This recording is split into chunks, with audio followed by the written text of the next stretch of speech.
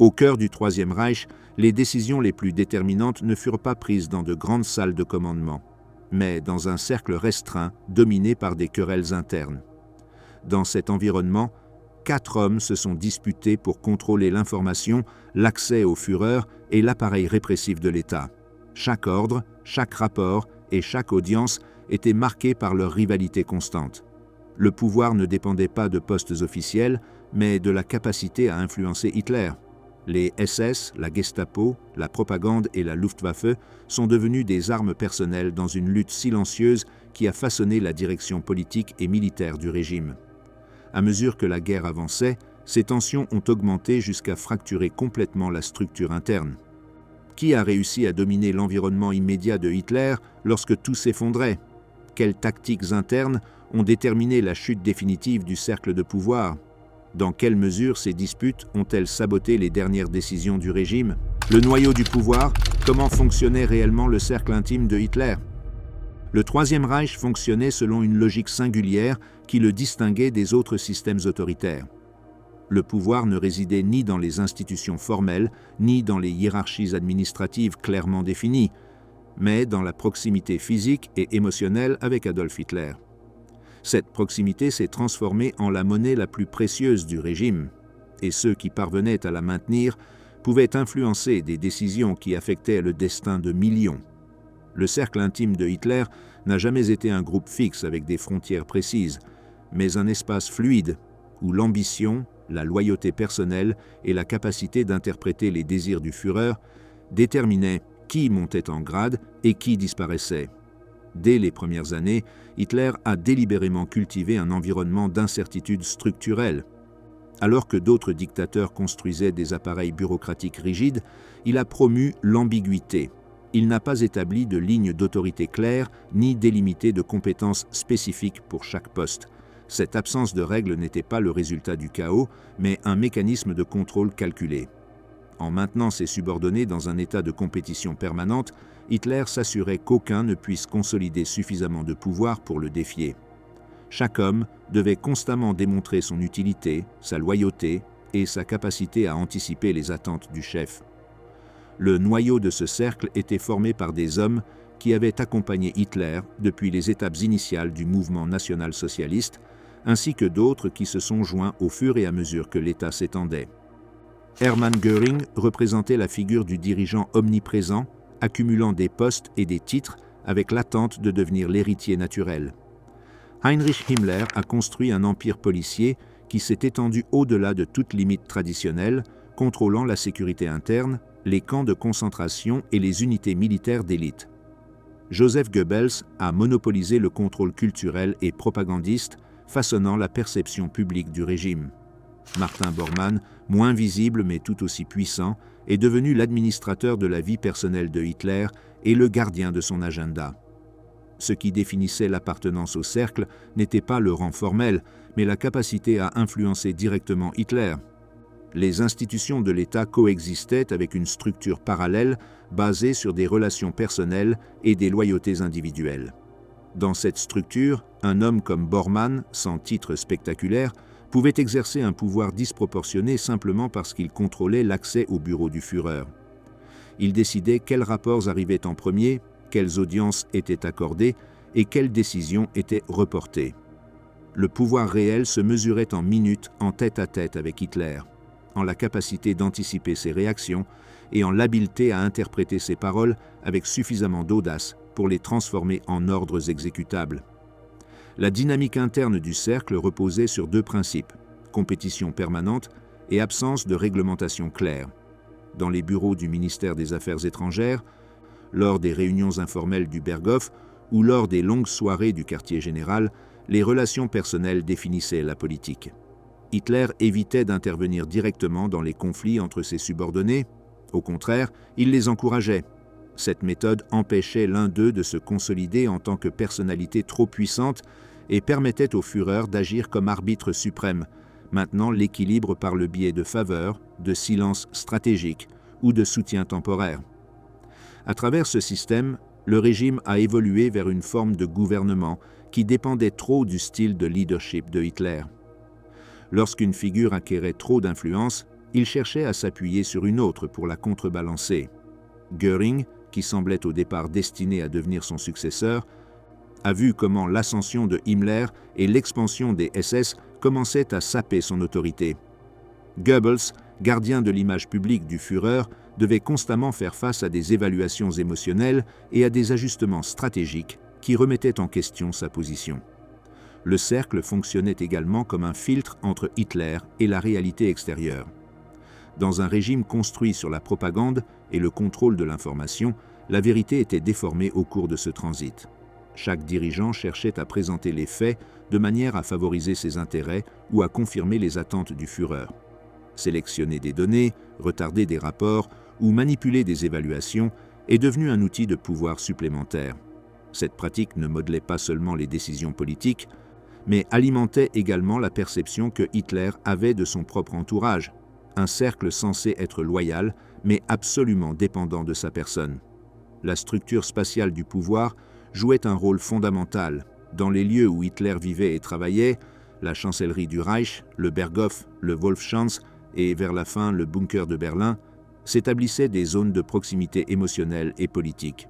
Il n'était pas rare que des décisions importantes soient prises lors de dîners prolongés, de rencontres fortuites dans les couloirs ou de conversations informelles en marge des institutions formelles. Chaque membre du cercle savait que pour influencer Hitler, il devait être présent lorsque l'occasion se présentait. La ponctualité, la disponibilité permanente et la capacité d'accompagner le Führer dans ses longues réflexions nocturnes sont devenus des outils de survie politique. Le leadership de Hitler, basé sur son autorité charismatique, a eu des effets profonds sur le comportement du cercle. Alors qu'il était perçu comme le seul capable d'interpréter le destin historique du peuple allemand, ses subordonnés devaient être les exécutants de ce prétendu destin. Cette conception personnaliste du pouvoir réduisait le rôle de l'État à une extension de la volonté du leader et permettait aux institutions de se fragmenter parmi ceux qui cherchaient à interpréter de manière plus fidèle ses intentions. Cette fragmentation était particulièrement évidente dans l'administration militaire, l'économie de guerre et les politiques raciales, où le chaos organisationnel permettait à des figures comme Himmler et Bormann d'étendre leur domaine par des initiatives justifiées comme des réponses à des mandats personnels de Hitler. L'environnement quotidien dans le cercle était marqué par le rituel. Hitler valorisait la loyauté démontrée par des gestes symboliques, allant de l'accompagner pendant des heures à participer à des réunions où il parlait à peine. Cette forme d'interaction renforçait la dépendance émotionnelle du groupe et cultivait un sentiment d'exclusivité. Les membres du cercle partageaient la perception de vivre un moment historique unique, et ce sentiment nourrissait autant leur ambition personnelle que leurs convictions idéologiques. Mais sous cette cohésion apparente, la méfiance était constante. Aucun ne pouvait être sûr de sa position. Toute erreur, tout changement dans l'humeur du Führer pouvait transformer un allié en concurrent.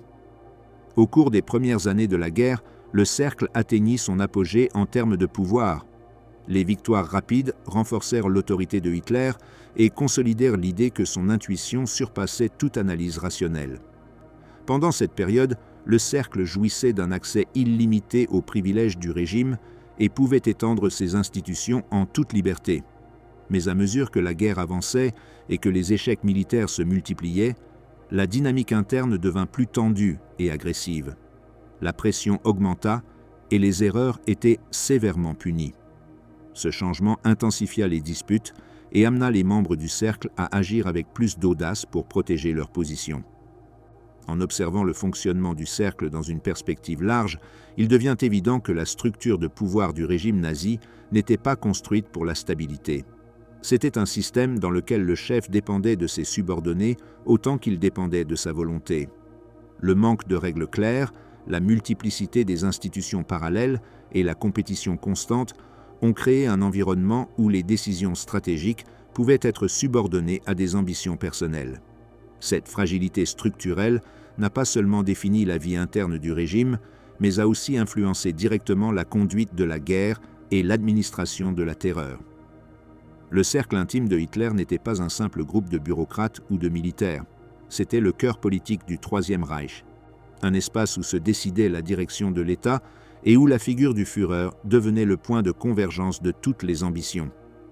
Dans ce noyau, l'idéologie, la loyauté et la lutte pour le pouvoir s'entremêlaient dans une relation complexe qui marqua profondément tant la politique intérieure que l'évolution du conflit mondial.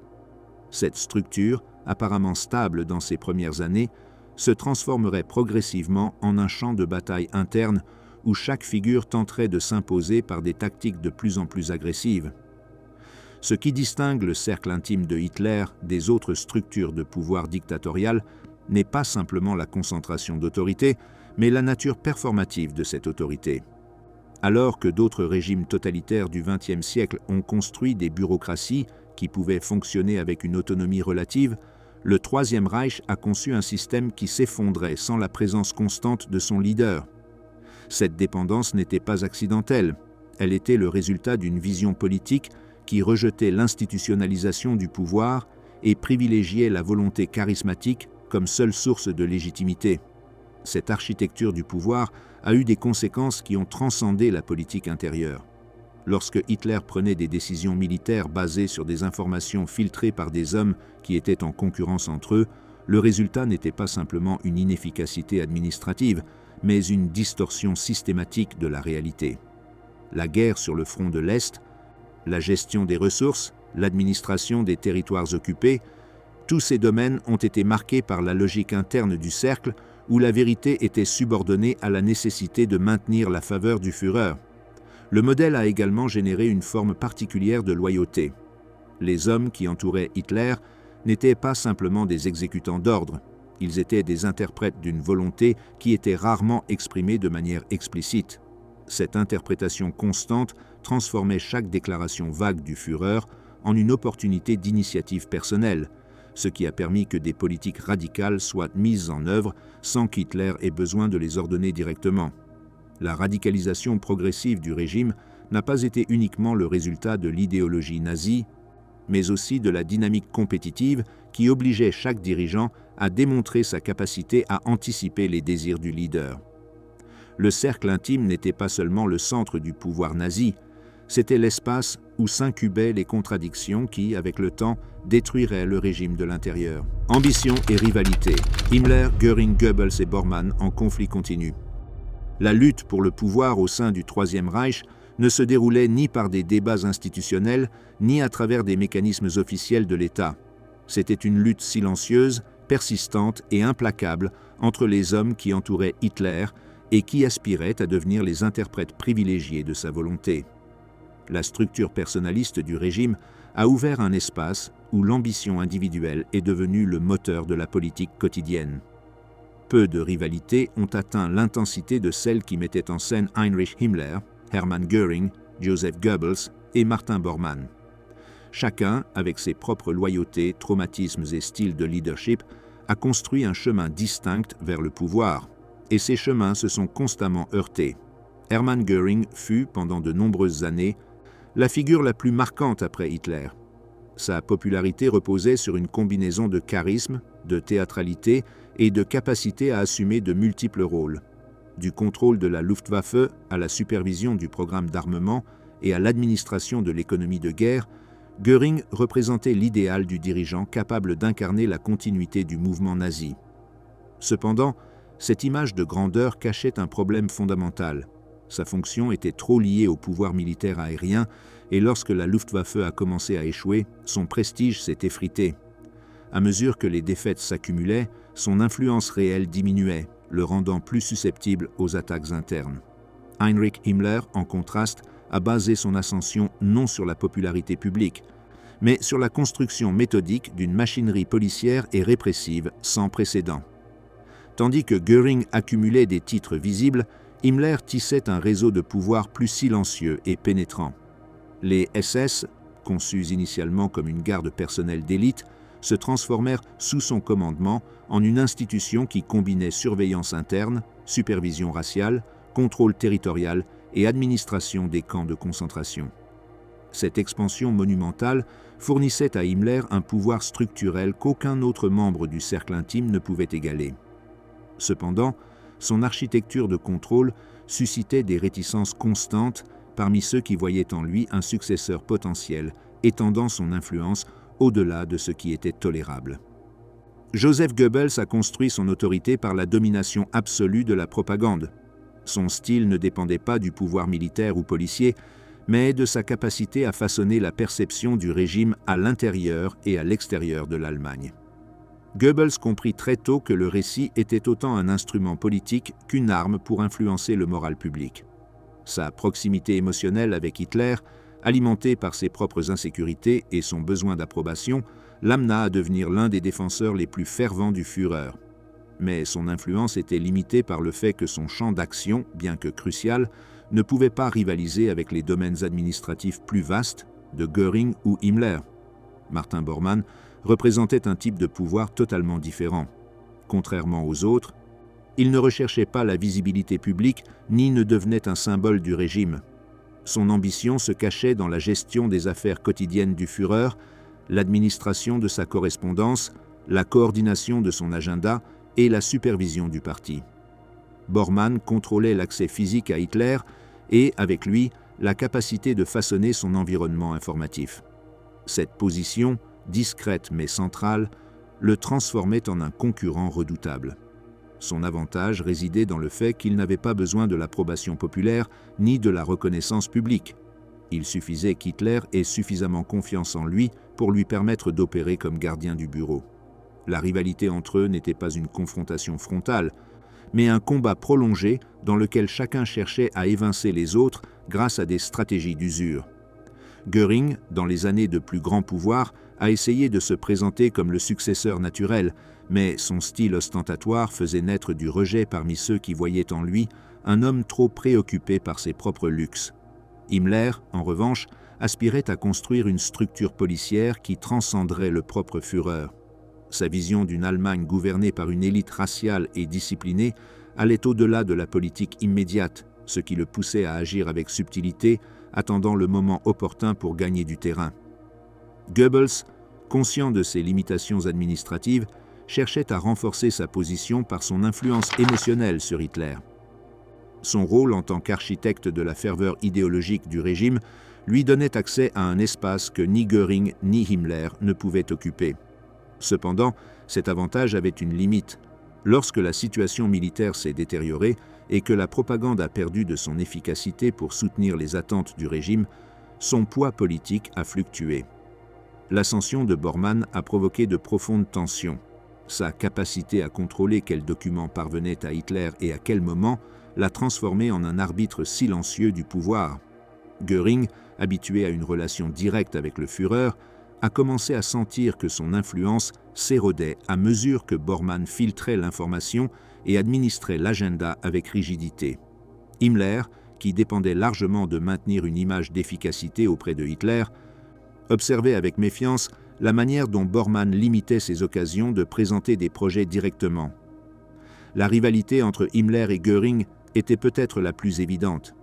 Bien que tous deux aient eu des visions différentes du régime, ils se rejoignaient sur un point. Chacun voyait en l'autre un obstacle à sa propre consolidation.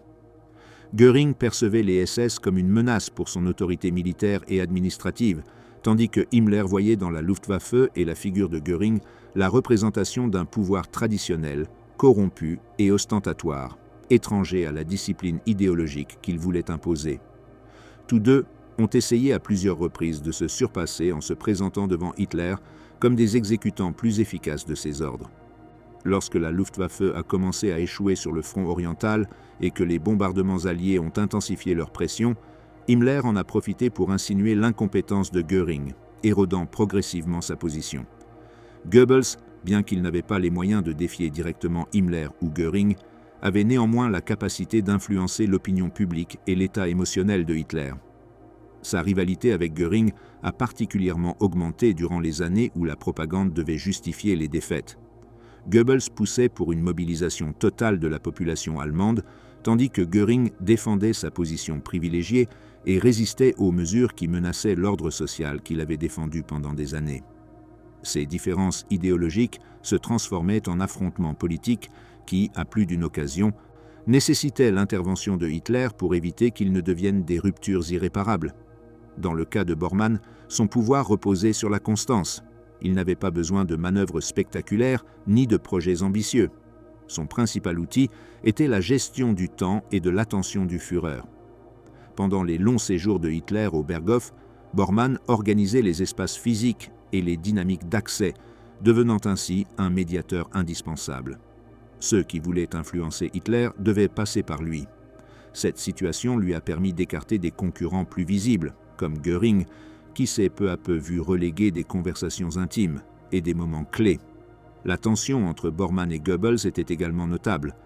Goebbels avait besoin d'un accès fréquent pour informer Hitler de l'état de la propagande et des mesures visant à maintenir le moral national, mais Bormann avait tendance à limiter ses audiences pour éviter qu'il ne se consolide comme une figure trop influente.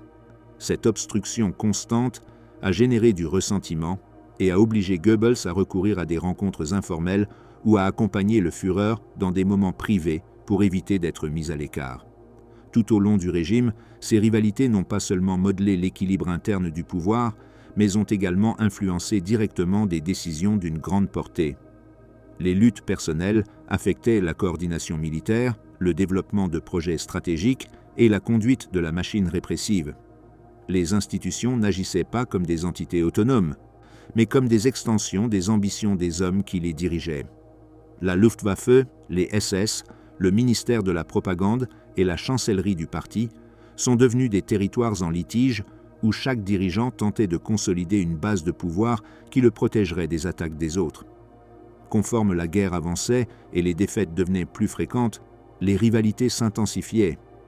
Göring essayait de récupérer son prestige par des propositions grandioses qui se concrétisaient rarement, tandis que Himmler étendait son contrôle interne en adaptant les SS aux besoins changeants du conflit.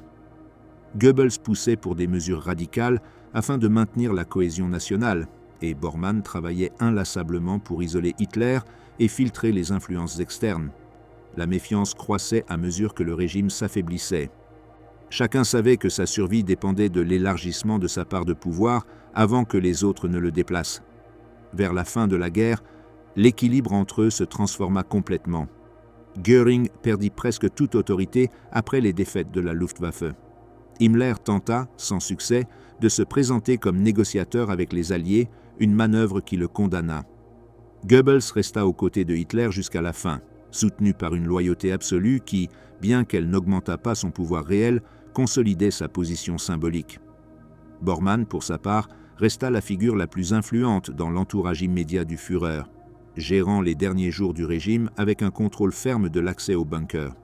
La rivalité entre ces quatre hommes ne reflète pas seulement la structure interne du Troisième Reich, mais montre aussi comment un régime basé sur la volonté d'un seul leader finissait par dépendre de l'interaction entre ses subordonnés. Les luttes entre eux, bien que silencieuses, déterminaient la direction de politiques cruciales, affectaient la stratégie de guerre et influençaient même la manière dont Hitler percevait la situation qui l'entourait.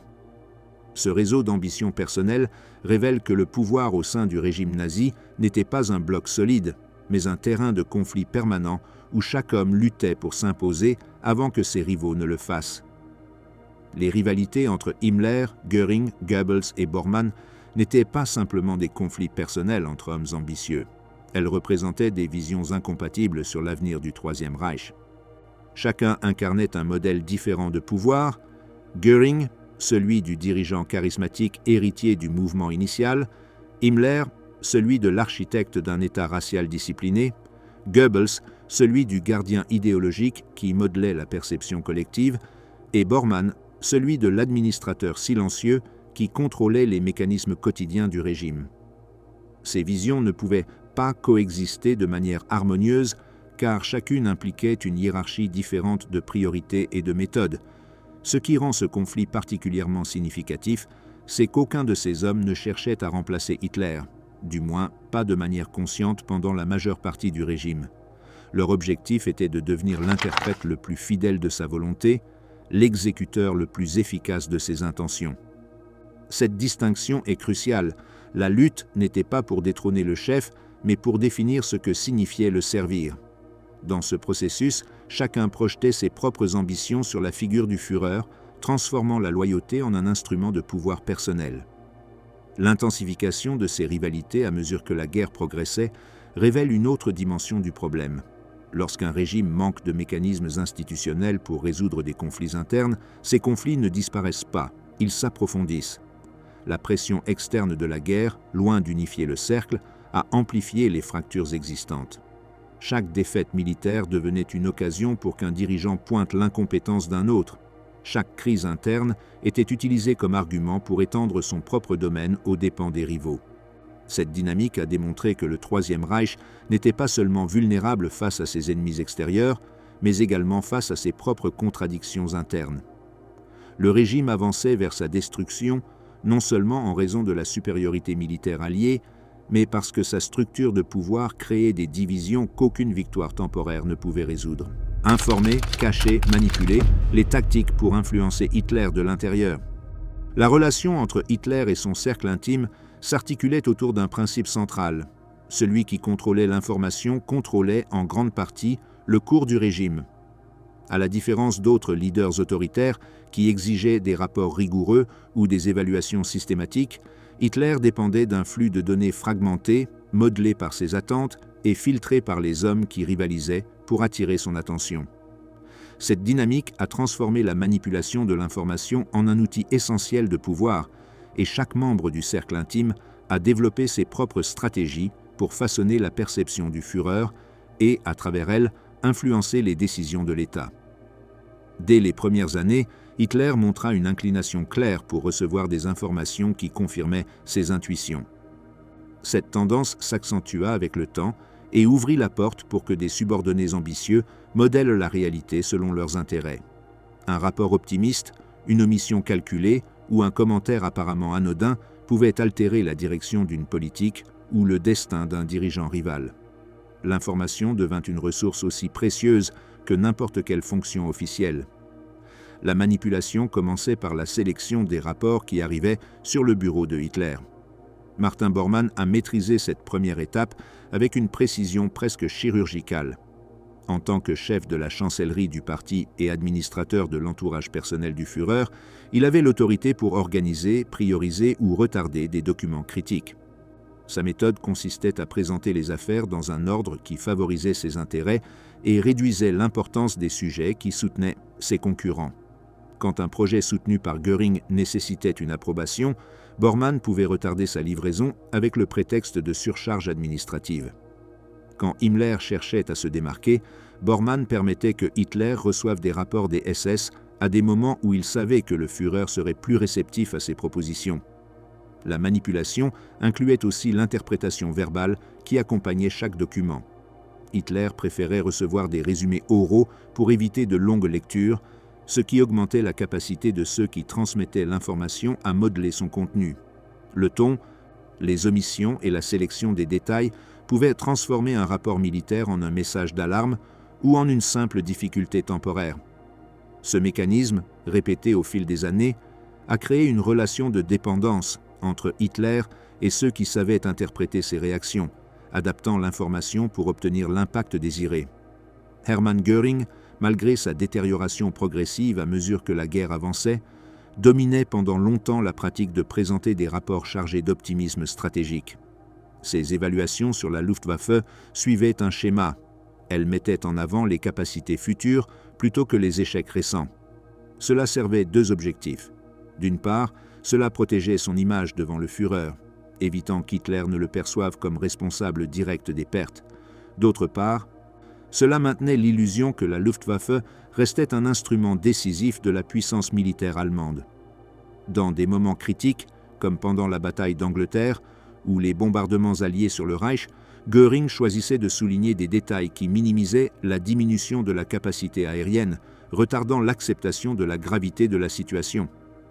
Heinrich Himmler a utilisé la manipulation de l'information comme une extension de son appareil répressif. Ses rapports sur la sécurité intérieure, le progrès des SS et le contrôle racial étaient conçus pour transmettre l'idée que son organisation était indispensable à la stabilité du régime. Himmler veillait à ce que Hitler reçoive des données montrant efficacité, discipline absolue et progrès historiques. Lorsqu'un échec se produisait, il l'attribuait à des facteurs externes ou le transformait en argument pour justifier une plus grande expansion des SS. Les chiffres liés aux déportations, à la répression dans les territoires occupés ou aux activités de résistance était présenté de manière à renforcer le récit de menaces permanentes. Ce récit alimentait la vision paranoïaque de Hitler et justifiait sa dépendance envers Himmler. Goebbels, bien qu'il n'ait pas de réseau institutionnel comparable à celui de Himmler ou Bormann, utilisait sa maîtrise de la propagande pour influencer indirectement la perception du Führer. Il comprenait parfaitement comment affecter l'état d'esprit de Hitler à travers des discours, des campagnes publiques et des nouvelles diffusées stratégiquement. Goebbels était convaincu que Hitler absorbait les courants psychologiques du pays. C'est pourquoi il cherchait à modifier l'ambiance générale pour préparer le Führer à des décisions difficiles. À travers la manipulation du discours public, il pouvait orienter les attentes de Hitler sur ce que la population désirait ou craignait, renforçant sa position comme interprète de la volonté populaire. La manipulation interne incluait également l'utilisation de rumeurs soigneusement introduites. L'absence de structure claire à l'intérieur de l'État nazi permettait qu'une insinuation ait plus de poids qu'un rapport formel. Himmler utilisait cette ressource pour éroder la confiance de Hitler en Göring, tandis que Göring faisait de même en suggérant que les SS devenaient trop puissantes. Bormann, un maître du murmure politique, employait de petites observations sur la supposée déloyauté ou incompétence des autres pour renforcer sa position.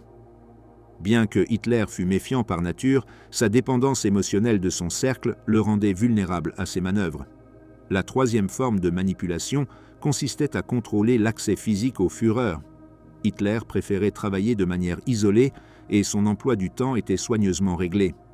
Quiconque parvenait à entrer dans son bureau sans préavis pouvait influencer des décisions importantes avant que les autres n'aient la possibilité de réagir. Bormann maîtrisait cette tactique, régulant qui pouvait entrer, à quel moment et pour combien de temps. Sa position lui permettait d'exclure un dirigeant précisément au moment voulu pour l'empêcher de défendre sa proposition. D'autres fois, il permettait l'accès sélectif à ceux dont il savait qu'il renforcerait son propre agenda. Himmler dépendait beaucoup des audiences personnelles parce que ses projets nécessitaient une approbation directe, surtout ceux liés à l'expansion des SS ou aux mesures de répression massive. Pour assurer l'impact, il préparait des rapports brefs, chargés de langage idéologique, qu'il savait résonner avec Hitler. Son intention était de construire l'image que sa vision raciale était la plus cohérente avec les principes du régime, anticipant toute tentative de modification de la part de Goebbels ou Göring. Pendant la guerre, la manipulation est devenue plus complexe. À mesure que les fronts se détérioraient, Hitler est devenu plus sélectif avec les informations qu'il était prêt à accepter. Cela a créé un environnement où l'optimisme est devenu un outil politique. Présenter des données négatives pouvait provoquer la colère du Führer ou, dans des cas extrêmes, la perte d'accès. Pour cette raison, de nombreux rapports ont été adoucis et d'autres ont été complètement cachés. La manipulation s'est transformée en une routine quotidienne dans laquelle chaque dirigeant calculait le niveau de vérité qu'Hitler tolérerait sans déclencher un accès de colère ou sans qu'il interprète l'information comme un signe de faiblesse personnelle. Le contrôle de l'information militaire était l'un des domaines les plus conflictuels. Le haut commandement de l'armée présentait des évaluations relativement précises, mais celles-ci étaient filtrées par Hitler à travers le prisme de ses plus proches subordonnés. Himmler, qui vers la fin assumait des rôles militaires pour lesquels il n'était pas préparé, essayait de présenter des rapports minimisant ses échecs. Göring, essayant de maintenir son autorité, exagérait les succès de la Luftwaffe ou justifiait les échecs comme des résultats de conditions extérieures. Goebbels pressait pour adapter la propagande à la situation réelle, mais devait naviguer prudemment entre le pessimisme et le besoin de maintenir le moral. Dans ce processus, la manipulation est devenue un mécanisme de défense. Chaque dirigeant savait qu'un rapport mal présenté pouvait signifier une chute irréversible dans l'estimation de Hitler. En même temps, maintenir un récit trop optimiste pouvait générer des attentes qui devenaient ensuite impossibles à soutenir. L'équilibre était fragile et ceux qui ne savaient pas le maintenir, comme Göring dans les dernières années, perdaient rapidement de l'influence. La manipulation se manifestait également dans la réécriture des échecs. Hitler exigeait des explications simples et des coupables clairs. Cela créait une culture dans laquelle chaque erreur était attribuée à l'incompétent du moment, rarement à des défaillances structurelles du régime. Himmler présentait les défaites comme des preuves de la nécessité de mesures plus sévères. Goebbels les transformait en éléments d'un récit de résistance héroïque. Göring essayait de déplacer la responsabilité vers le manque de ressources ou vers l'interférence d'autres commandements. Bormann, toujours silencieux mais efficace, utilisait ces moments pour réorganiser les priorités administratives et gagner le contrôle sur des domaines auparavant dominés par d'autres. Une conséquence durable de ces tactiques fut la fragmentation du régime. Le manque d'informations précises a conduit Hitler à prendre des décisions de plus en plus déconnectées de la réalité. Les opérations militaires ont échoué parce que ces plans étaient basés sur des rapports incomplets, tandis que la machine administrative devenait plus chaotique. La manipulation interne n'a pas seulement affaibli l'État nazi, mais a également généré une spirale descendante dans laquelle chaque dirigeant tentait de se sauver par des manœuvres de plus en plus risquées. Vers la fin de la guerre, lorsque la défaite était évidente pour tous sauf pour Hitler, la manipulation a pris un ton désespéré. Goebbels tentait de maintenir un récit de résistance impossible à soutenir. Himmler cherchait à garantir sa survie en offrant des négociations secrètes aux Alliés, cachant ses manœuvres au Führer. Göring, convaincu qu'Hitler ne pouvait plus gouverner, a essayé d'assurer sa succession sous la prémisse d'un vide de pouvoir. Bormann, plus isolé que jamais, tentait de contrôler le flux d'informations pour éviter qu'Hitler ne comprenne l'ampleur réelle de l'effondrement. La manipulation de l'information, loin d'être un phénomène secondaire, fut l'un des éléments fondamentaux du fonctionnement interne du régime. Sans elle, les rivalités n'auraient donc pas pu se maintenir. Le Troisième Reich a avancé pendant des années, poussé par un mélange d'illusions, d'auto-illusions et de calculs personnels, où la vérité était un instrument malléable au service de celui qui savait la façonner avec plus de compétences. La manipulation de l'information au sein du Troisième Reich n'était pas simplement une tactique parmi tant d'autres, c'était le mécanisme qui permettait au régime de fonctionner malgré ses contradictions structurelles. Dans un système où la volonté du leader était la seule source de légitimité, contrôler quelles informations parvenaient à ce leader équivalait à contrôler la direction de l'État. Cette réalité transformait la vérité en une ressource rare et contestée, où chaque donnée, chaque rapport, chaque évaluation devenait un champ de bataille invisible. Ce qui distingue cette manipulation d'autres formes de propagande politique, c'est sa nature interne. Il ne s'agissait pas de tromper la population ou les ennemis extérieurs, mais de façonner la perception du propre Hitler.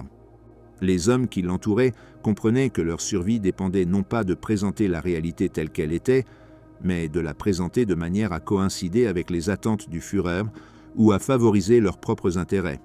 Cette pratique a généré un cycle d'auto-illusion collective dans lequel même ceux qui manipulaient l'information en venaient à croire, du moins partiellement, à leur propre distorsion. Les conséquences de ce système ont été dévastatrices pour la capacité du régime à faire face à la réalité. Lorsque Hitler prenait des décisions militaires basées sur des rapports optimistes qui ne reflétaient pas la situation réelle du front, il ne commettait pas seulement des erreurs stratégiques, il construisait une vision du conflit qui rendait impossible tout ajustement rationnel. La manipulation de l'information a créé une bulle d'irréalité qui s'est étendue au fur et à mesure que la guerre avançait, au point que les décisions du régime ont perdu toute connexion avec les conditions matérielles qu'il affrontait. Ce phénomène révèle une vérité inconfortable sur les régimes autoritaires. Lorsque le pouvoir dépend de l'approbation d'un seul individu, tous les mécanismes d'information se déforment pour protéger cette relation, même au détriment de la survie du système. La manipulation n'était pas un défaut du Troisième Reich, c'était sa logique opérationnelle fondamentale. Pouvoir armé, SS et Gestapo comme instruments personnels dans la lutte interne. La structure de pouvoir du Troisième Reich ne reposait pas uniquement sur l'influence personnelle des dirigeants politiques, mais aussi sur l'utilisation stratégique de deux institutions qui étendaient leur ombre sur tous les domaines de l'État nazi, les SS et la Gestapo. Ces organisations n'étaient pas de simples corps policiers ou militaires.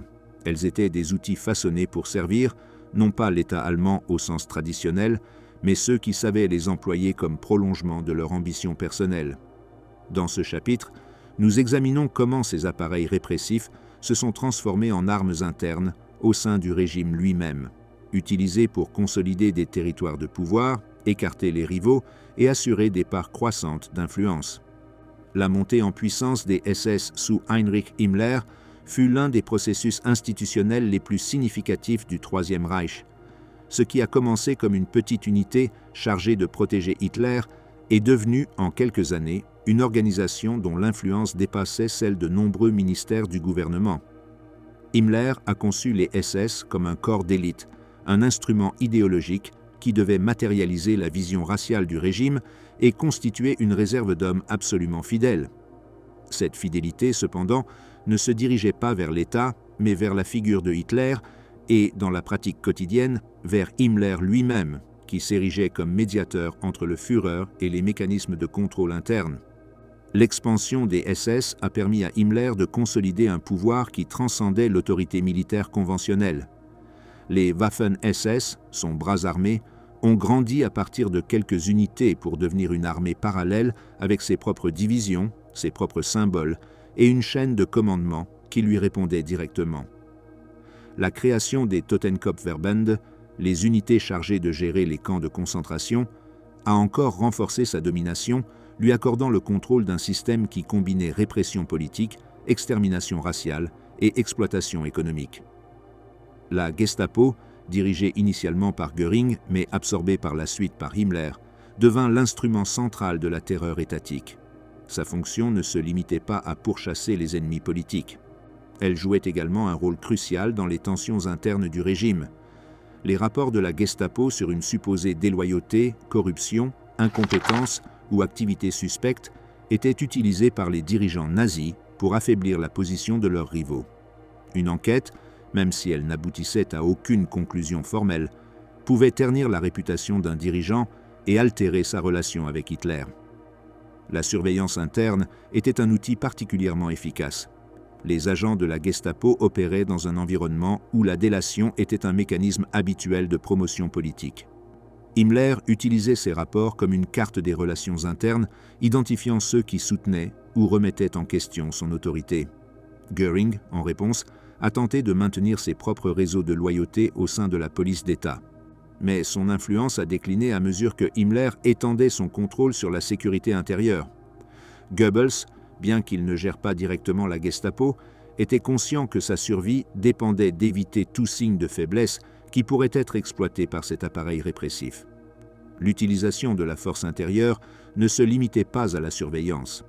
Il existait aussi un composant territorial qui façonnait les relations de pouvoir. Les SS administraient des régions occupées avec un niveau d'autonomie qui dépassait celui d'autres institutions du Reich.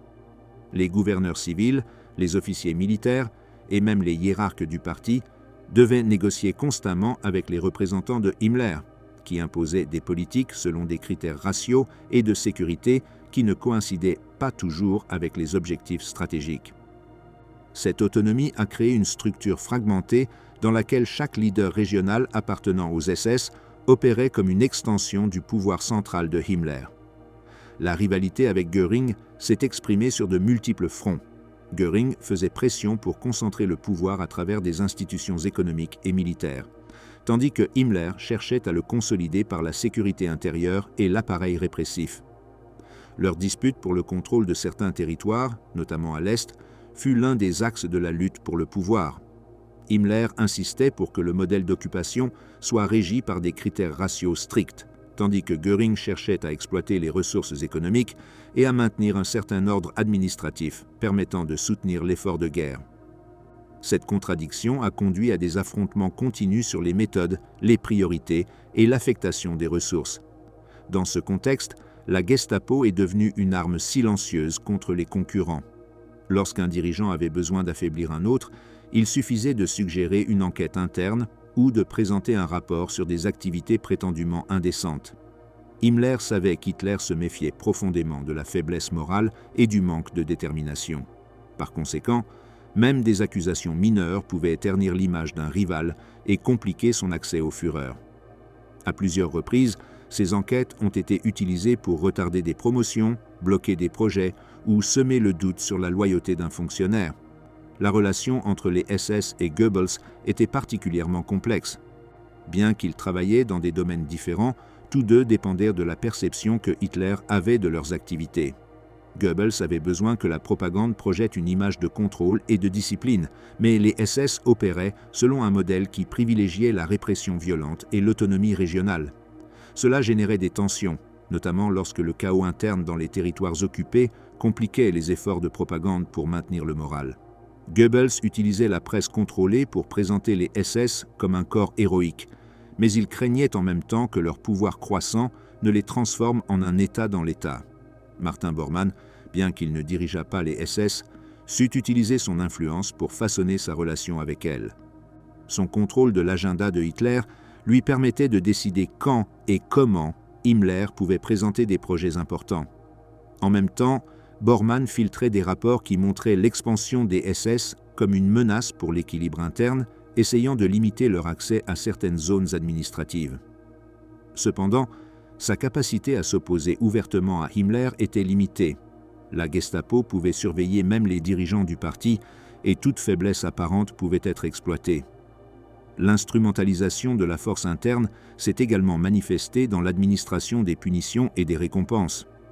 Himmler utilisait des promotions au sein des SS comme incitation pour construire des loyautés personnelles. En promouvant des officiers de confiance, il renforçait son autorité et s'assurait que les opérations les plus délicates soient exécutées par des hommes absolument engagés envers lui. Cette structure de loyautés internes fit que les SS acquirent une cohésion que d'autres institutions du régime n'avaient pas, ce qui augmentait leur capacité à influencer la lutte de pouvoir. Pendant la guerre, l'interaction entre les SS, la Gestapo et l'appareil militaire est devenue de plus en plus tendue. Hitler, qui se méfiait du haut commandement traditionnel, cherchait à s'appuyer sur les SS pour exécuter des décisions qu'il considérait comme politiquement sensibles. Cela incluait des opérations de sécurité intérieure jusqu'à la supervision de commissaires politiques sur le front. Himmler a utilisé ces opportunités pour étendre son influence dans des domaines qui appartenaient auparavant exclusivement à l'armée, générant du ressentiment parmi les généraux et augmentant la méfiance de Hitler envers le commandement militaire. La manipulation par la terreur avait également un effet psychologique sur les autres dirigeants du régime. Göring, qui avait consolidé une grande partie de son pouvoir grâce à sa loyauté personnelle envers Hitler, craignait qu'un rapport négatif de la Gestapo puisse ruiner son image. Goebbels comprenait que les SS pouvaient entraîner n'importe quel dirigeant dans une enquête qui, même si elle n'était pas concluante, le rendrait vulnérable face à ses concurrents. Bormann, bien que protégé par sa proximité avec Hitler, savait que la Gestapo avait la capacité de pénétrer même dans la chancellerie du parti. Dans ce contexte, la frontière entre la compétition politique et la répression est devenue floue.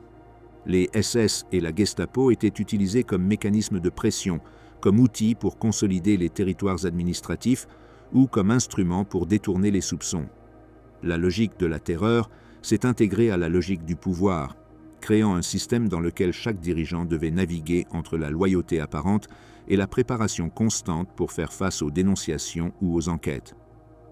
Vers la fin du régime, lorsque la défaite militaire était imminente, l'interaction entre les SS et le reste des institutions est entrée dans un état de tension extrême. Himmler a tenté de profiter de l'effondrement pour se repositionner comme un successeur possible, mais ses manœuvres secrètes ont été découvertes et ont détruit ce qui restait de sa relation avec Hitler.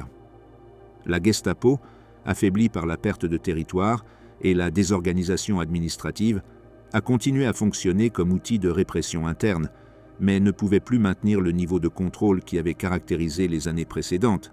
La lutte pour le pouvoir dans le Troisième Reich ne s'est pas menée uniquement dans les bureaux, les discours ou les manœuvres politiques.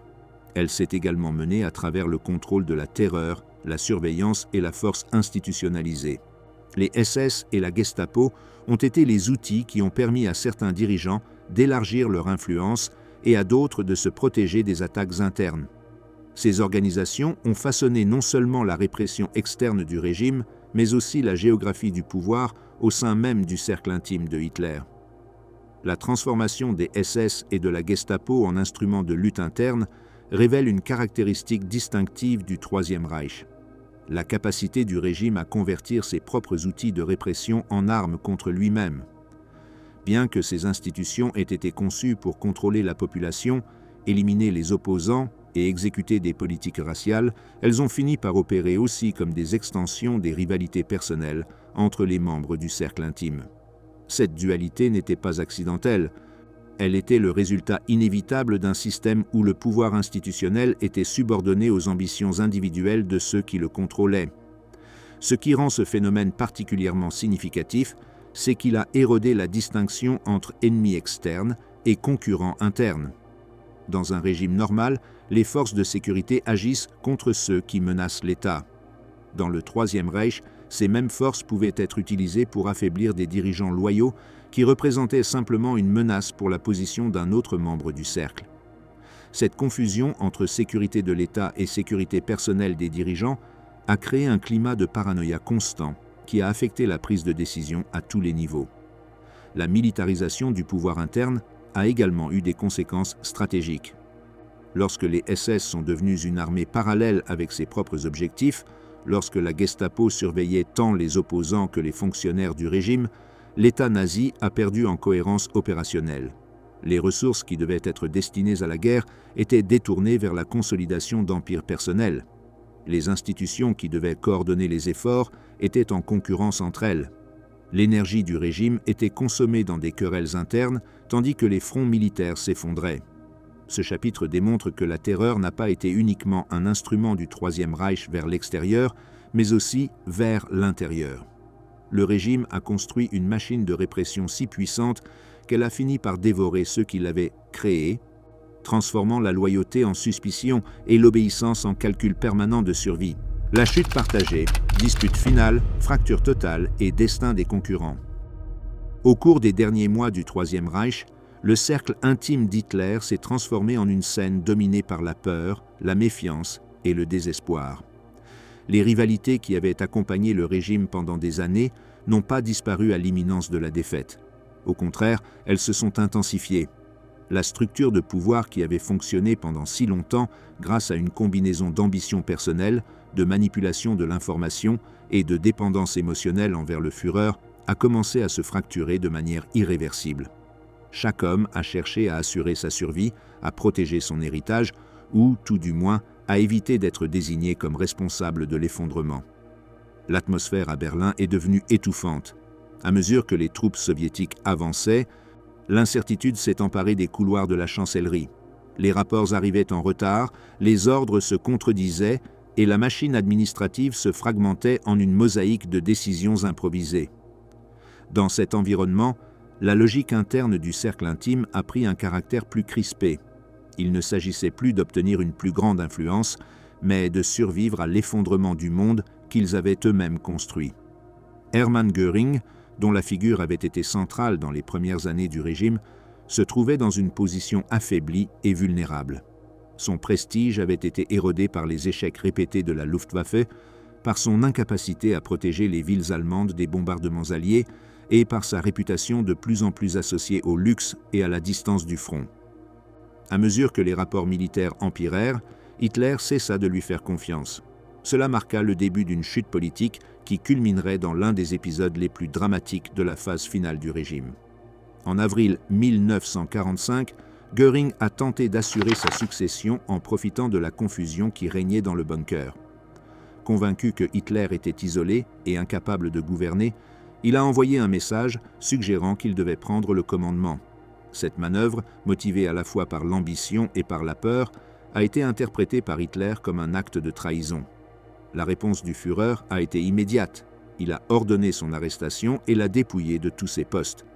La chute de Göring symbolisait la désintégration de la hiérarchie originale du régime.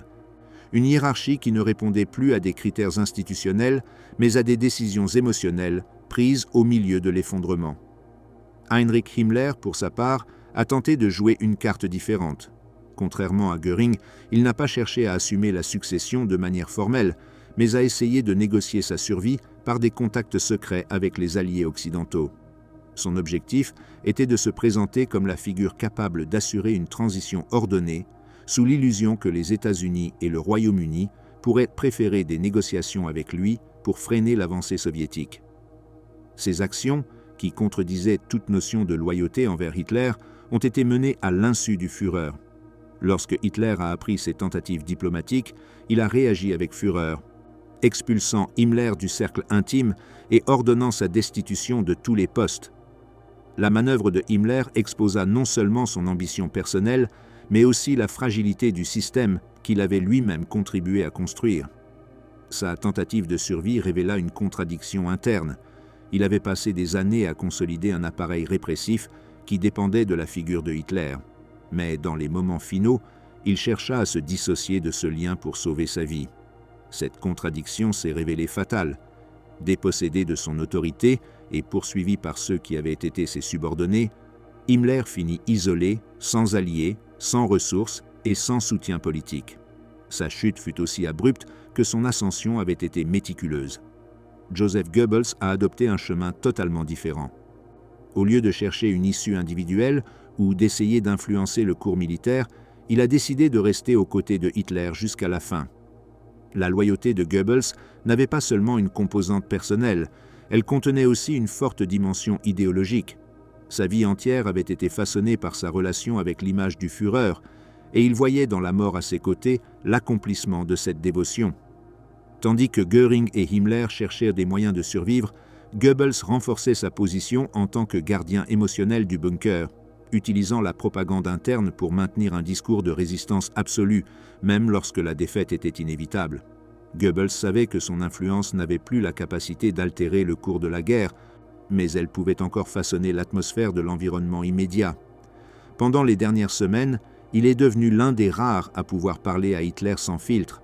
Cette proximité l'a placé dans une position symbolique centrale, bien qu'elle ne lui ait pas donné de pouvoir réel sur la structure de l'État, qui à ce stade était presque totalement détruite.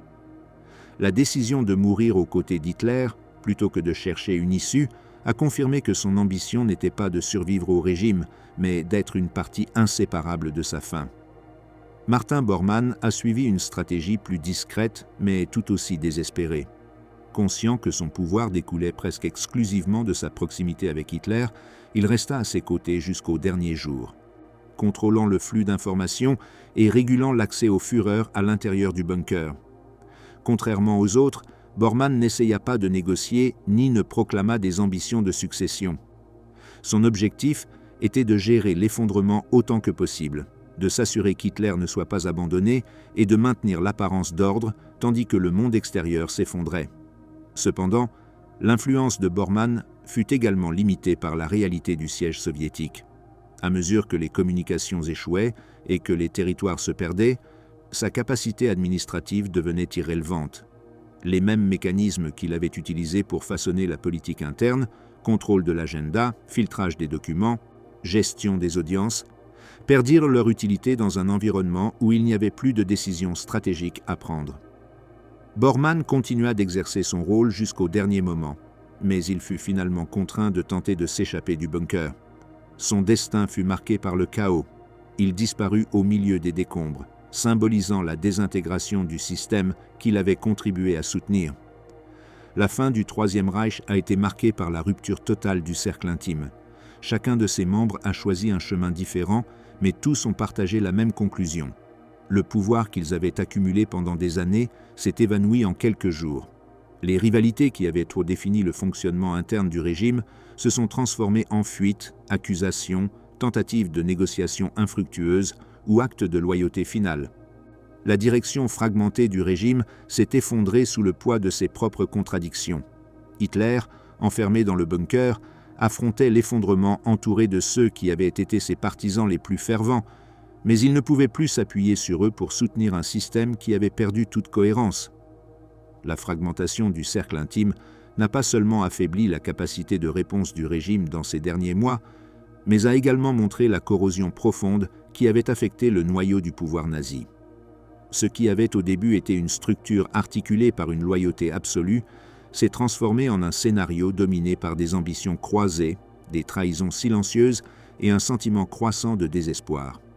Avec le suicide de Hitler, le 30 avril 1945, le cercle intime cessa d'exister en tant qu'entité politique.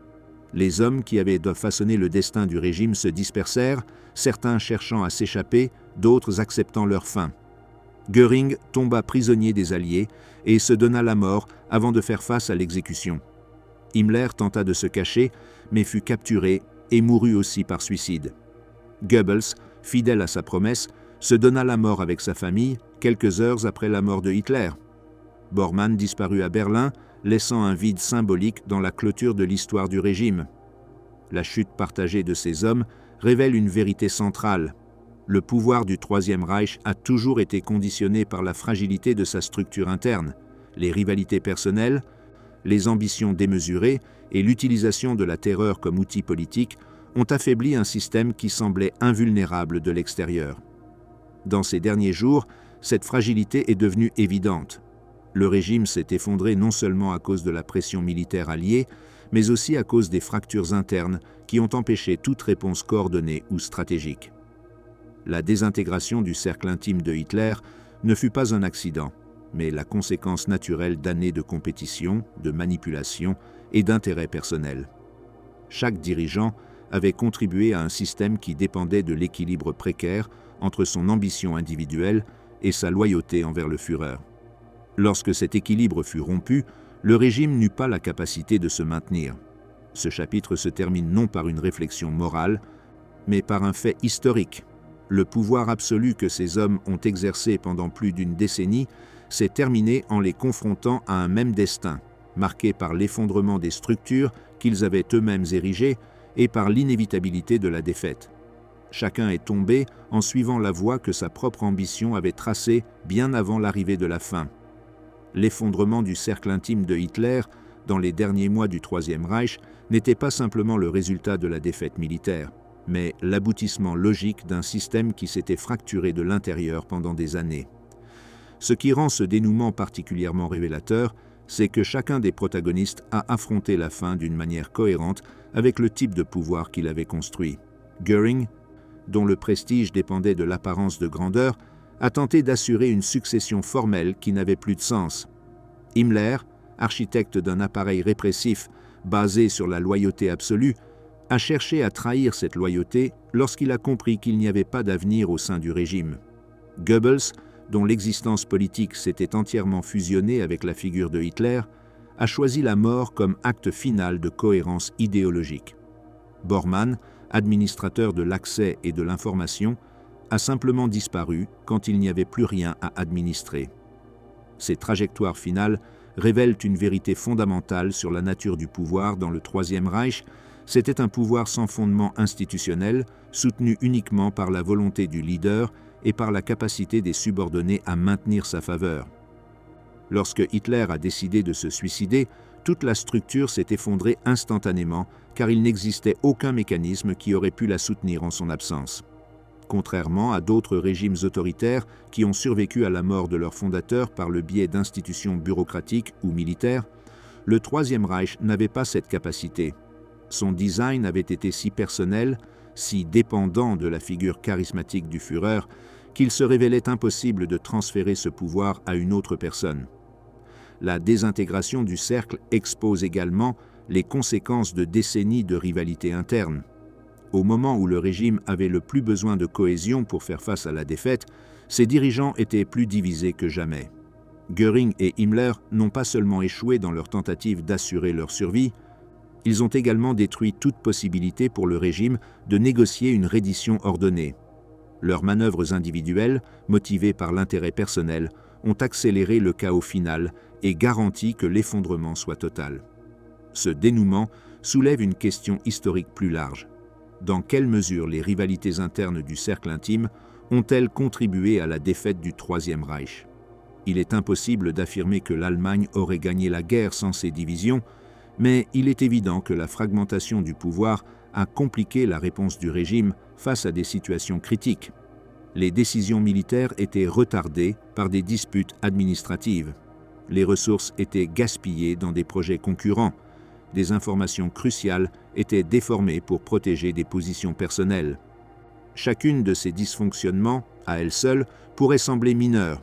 Accumulées pendant des années, elles ont représenté une érosion constante de la capacité de l'État à fonctionner efficacement. La fin du cercle intime de Hitler n'a pas été tragique au sens dramatique, mais au sens historique. C'était la conséquence inévitable des contradictions que le régime lui-même avait cultivées. Les hommes qui avaient lutté pendant des années pour se rapprocher du pouvoir absolu ont découvert, dans leurs derniers jours, que ce pouvoir était une illusion soutenue uniquement par la figure d'un leader qui a choisi de se détruire lui-même. Avec sa mort, le système qu'ils avaient construit et pour lequel ils avaient rivalisé a disparu, ne leur laissant rien d'autre que le destin que leurs propres ambitions avaient préparé.